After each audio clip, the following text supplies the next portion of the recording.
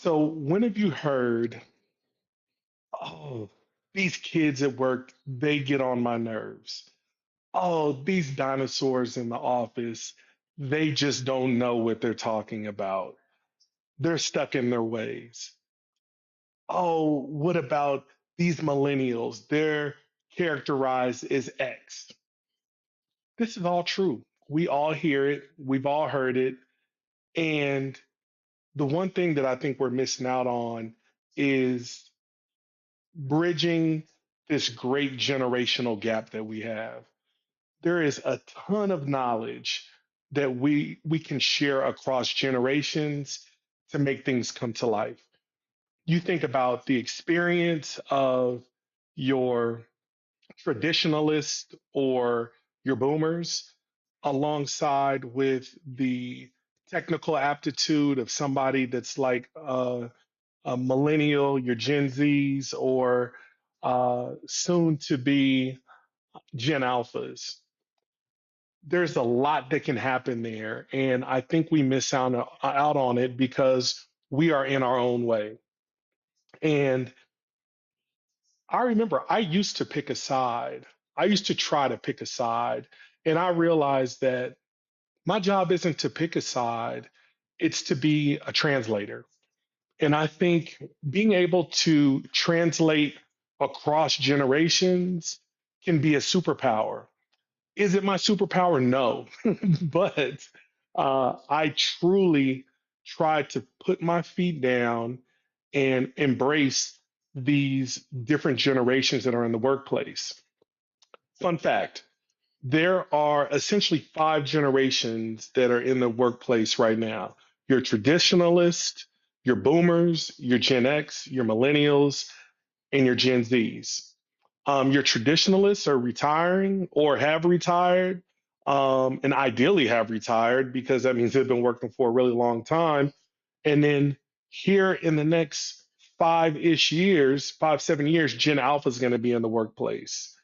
And we have to be aware of that because there's going to be another huge shift in the way that we work because Gen Alpha is going to be the most technologically savvy group in the workplace. And when you think about, like I said, being able to translate across generations, that can be a superpower. We can value uh, a handful of things at the same time. But I think about the grit and the experience of the veterans embracing the innovation and the values of the newcomers. And again, the newcomers, they're about to dominate the workplace. So there is going to be just like a cultural shift in corporate America and even more than corporate America. And when you start looking at age, when you stop looking at it as a conflict and start looking at it as like a portfolio of perspectives, that's when we start winning. And I've thought a lot about this. And one of the things that I do is I'm really intentional about staying connected with what's coming up next. So, for example, a lot of people are talking about agentic experiences. Do have I created an agentic experience before? No. Would I like to? Yes. But I'm in a place where I'm asking the questions on how to get there and how to create something.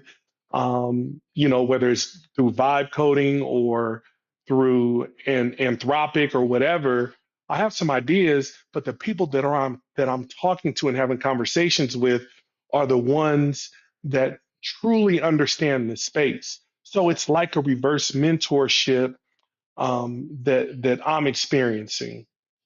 And so, as I think it from a leadership perspective, one of the things that I would challenge everyone to do is don't resist the generational differences in the workplace. Embrace it because it will be a superpower for not only yourself, your company, and the organization.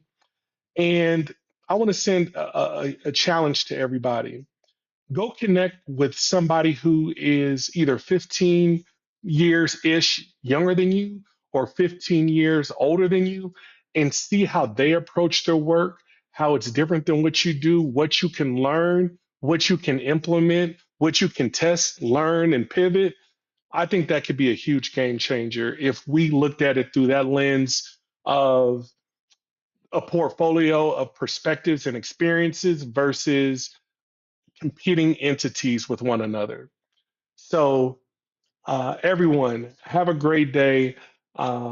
Episode 39 is in the books, and I'm looking forward to seeing you all tomorrow on Tuesday. Take care. We'll see you soon.